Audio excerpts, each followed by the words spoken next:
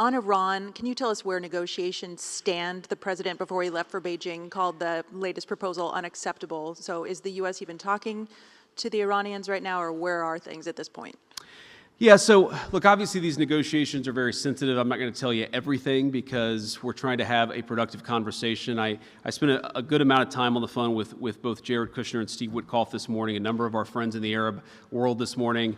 Look, I think that we are making progress. The fundamental question is, do we make enough progress that we satisfy the president's red line? And the red line is very simple. He needs to feel confident that we've put a number of protections in place such that Iran will never have a nuclear weapon.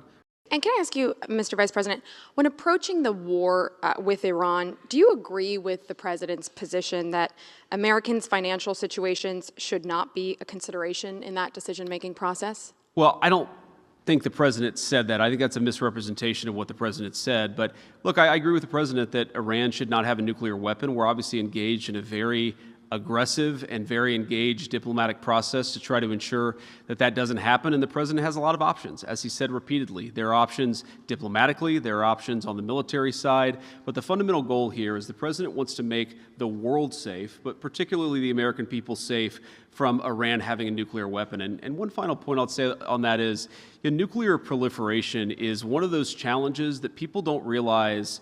It's the biggest threat to America's national security, and it's not obvious until it is. Because what happens if Iran gets a nuclear weapon? Then multiple Gulf Arab countries are going to want to get a nuclear weapon. Then multiple countries from there are going to want to get a nuclear weapon.